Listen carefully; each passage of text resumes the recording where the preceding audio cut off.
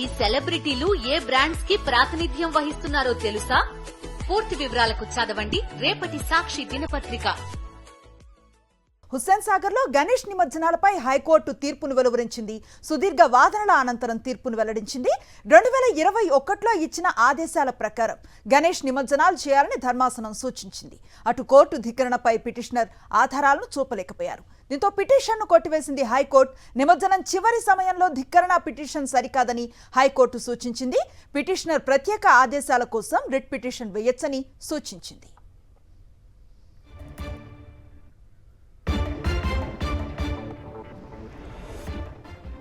హుస్సేన్ సాగర్ లో గణేష్ నిమజ్జనాలపై హైకోర్టు ఇచ్చిన తీర్పుకు సంబంధించి పూర్తి సమాచారాన్ని అందిస్తారు మా కరెస్పాండెంట్ వాసు. ఎట్లా చూడొచ్చు ఈ హైకోర్టు ఆదేశాన్ని? డీటెయిల్స్ ఏంటి?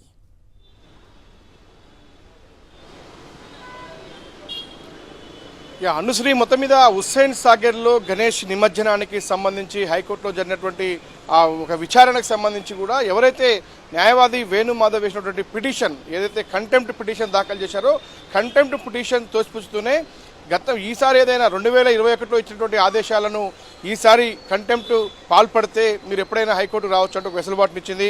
ప్రస్తుతం మనతో పాటు మాట్లాడడానికి న్యాయవాది ఉన్నారు. ఎలాంటి పిటిషన్ దాఖలు చేశారు, కోర్టు ఎలాంటి ఆదేశాలు జారీ చేసింది, మరోపక్క హైడ్రా విషయంలో గతంలో లేనటువంటి హైడ్రా ఈ ఆదేశాల నేపథ్యంలో 2021లో లేనటువంటి హైడ్రాను ఇప్పుడు పార్టీ చేయడం కుదరదని కూడా చెప్పినటువంటి పరిస్థితి. కానీ న్యాయవాది వేణుమాధవ్ ఉన్నారు. సార్ చెప్పండి, చూస్తున్నాం. అసలు మీరు వేసినటువంటి కంటెంప్ట్ ఏంటి, కోర్టు ఎందుకు తోసిపుచ్చింది, మీకు ఎలాంటి వెసులుబాటునిచ్చింది, మళ్ళీ ఎప్పుడైనా తిరిగి మళ్ళీ కోర్టుకు రావచ్చు అని చెప్పింది, ఏం చెప్పింది? 2021లో జస్టిస్ ఎంఎస్ రామచంద్రరావు గారు, జస్టిస్ టి వినోద్ కుమార్ గారు ఇచ్చిన చారిత్రాత్మక తీర్పు. దాంట్లో ఏం చెప్పారంటే ముఖ్యంగా 3 పాయింట్లు చెప్పారు. ఒకటి, ట్యాంక్ బండ్ పై నుంచి విగ్రహాలు వేయకూడదు, ట్యాంక్ బండ్ చాలా వీక్ ఉంది, అది కూలిపోయే ప్రమాదం ఉందని చెప్పి దానివల్ల పెద్ద ఎత్తున ఆస్తి ప్రాణ నష్టం జరుగుతుంది. తర్వాత ప్లాస్టర్ ఆఫ్ ప్యారిస్ విగ్రహాలు, వీటి వల్ల చాలా పెద్ద ఎత్తున కాలుష్యం జరుగుతుంది.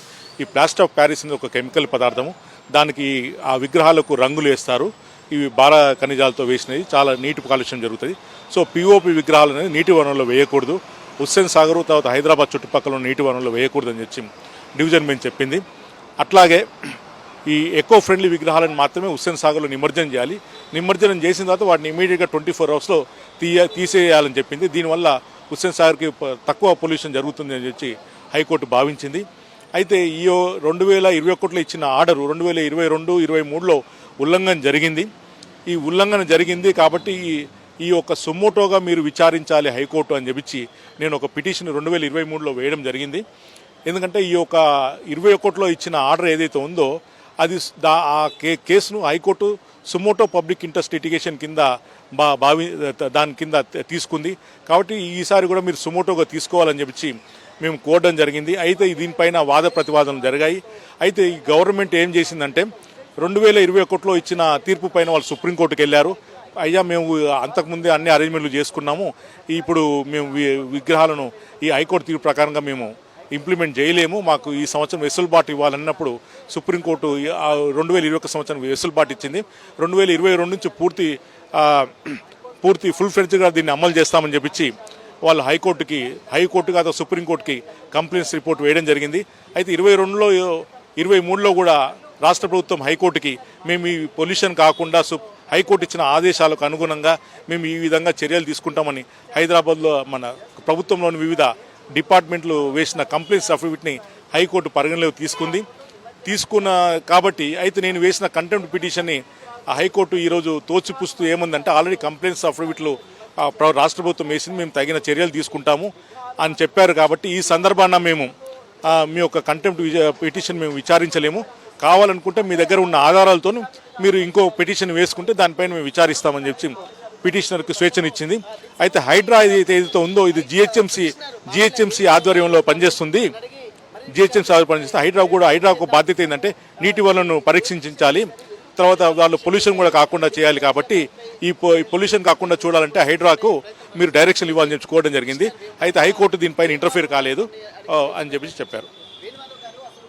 ఇది మొత్తం మీద చూస్తా ఉన్నాం. మొత్తం మీద హుస్సేన్ సాగర్లో గణేష్ నిమజ్జనాలకు సంబంధించి 2021లో ఏదైతే హైకోర్టు ఆదేశాలు జారీ చేసిందో వాటిని ఫాలో కావాలంటూ చెప్తూనే ఏదైతే కంటెంప్ట్ పిటిషన్ సంబంధించి కూడా 2021లో ఆర్డర్ ఇస్తే 22, 23లో కూడా వీళ్ళు ప్రభుత్వం యొక్క ఏర్పాట్లకు సంబంధించి కావచ్చు, హుస్సేన్ సాగర్లో విగ్రహాల నిమజ్జనానికి సంబంధించి కావచ్చు కంటెంప్ట్ పాల్పడింది కాబట్టి మంత్రులే ఏకంగా క్రేన్లు ఏర్పాటు చేయాలనే ఆదేశాలు జారీ చేసిన నేపథ్యంలో వాటిని సుమోటోగా స్వీకరించి విచారించాలని కోరిన నేపథ్యంలో ఇప్పుడు చివరి నిమిషంలో రావడం సరికాదంటూ కూడా పిటిషన్ని తోసిపుచ్చింది. మరోపక్క ఎప్పుడైనా సరే 2024 రేపు జరగబోయేటువంటి నిమజ్జనానికి అధికారులు కంటెంప్ట్ పాల్పడితే మీరు మరోసారి ఆధారాలతో హైకోర్టుకు రావచ్చు అంటూ కూడా పిటిషనర్కు చెప్పడం జరిగింది. మరి అధికారులు అయితే ఇప్పటికే చూశాం హుస్సేన్ సాగర్ ఏరియాలో కూడా మొత్తానికి విగ్రహాల నిమజ్జనానికి నిషేధం అంటూ కూడా ఇటు పోలీస్ కమిషనర్తో పాటు జీహెచ్ఎంసీ కమిషనర్ బోర్డులు పెట్టారు.